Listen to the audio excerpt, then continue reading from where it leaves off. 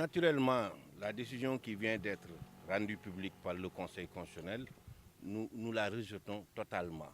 Nous pensons, comme nous l'avons indiqué lors de la première décision, que le Conseil constitutionnel n'a pas rendu une décision fondée sur le droit. Si vous voulez une image, je considère que le Conseil constitutionnel, c'est un peu comme disent nos amis gabonais, la tour de Pise. Elle est toujours penchée du même côté, du côté du pouvoir. Et la décision qui a été rendue aujourd'hui, c'est la validation d'un coup de force imposé par Macky Sall, qui, comme on l'a toujours indiqué, a peur d'affronter ses adversaires. Ce n'est donc pas une décision fondée en droit. Et vous pourrez vous-même, en lisant la motivation de la Cour, vous rendre compte qu'il y a eu au moins 2 contradictions entre la première et la deuxième décision. Et que cette fois-ci, le Conseil constitutionnel semble admettre que le rabat d'arrêt a un caractère suspensif. Parce que ce que vous devez savoir, c'est que dans le cadre de la procédure de la caisse d'avance de la ville de Dakar, la ville de Dakar a introduit une requête en rabat d'arrêt qui a été notifiée au Conseil constitutionnel par le candidat Khalifa Ababacar Sall. La Cour semble admettre que le rabat d'arrêt a un caractère suspensif, alors que dans la première décision, il avait complètement considéré que le rabat d'arrêt ne pouvait pas avoir un effet suspensif. Mais s'il l'a admis, c'est pour tout de suite rejeter notre argument en disant que cette requête a été déposée après l'expiration du délai de réclamation.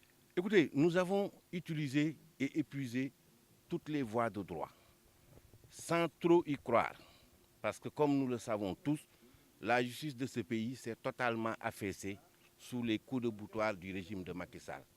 Aujourd'hui, face à une décision que nous considérons comme étant une décision politique, la seule riposte, la seule réponse reste l'action politique. Et c'est à cela que nous appelons les Sénégalais, c'est à cela que nous appelons nos militants. Parce que face au coup de force du régime de Macky Sall, la seule chose qui pourrait l'arrêter, c'est de lui faire face. Nous avons toujours indiqué que nous n'imaginons pas une élection présidentielle, en tout cas pour cette année, sans Khalifa Ababacar Sall.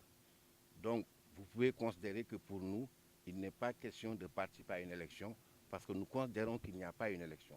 Ce qui vient de se passer, c'est plus, comme l'indiquent certains d'ailleurs, on nous prépare à une sélection présidentielle, d'où sortira Macky Sall comme vainqueur. Et à cette sélection présidentielle, nous partons indiquer, et je le répète, que nous avons un plan A, c'est la candidature de Khalifa Ababacar Sall. S'il s'agit d'avoir un plan B aujourd'hui, c'est d'exécuter notre plan A. Je pense être très clair. Avec toute l'opposition, nous avons déjà appelé à la mise en place de comités au niveau le plus décentralisé possible, de comités nationaux de résistance. Et nous allons résister à l'injustice, à l'arbitraire, à la forfaiture que Macky Sall veut mettre en place dans ce pays. On a indiqué régulièrement qu'il n'est plus, le candidat sortant Macky Sall, qu'il n'est plus dans des dérives autoritaires. Il est carrément dans une logique autoritaire. Et comme je l'ai dit tout à l'heure, face à cette logique autoritaire, il n'y a que l'arbitrage du peuple qui peut mettre un terme aux dérives de Macky Sall. Donc pour nous, ce qui importe aujourd'hui, puisque toutes les voies de recours ont été épuisées, c'est de faire face politiquement.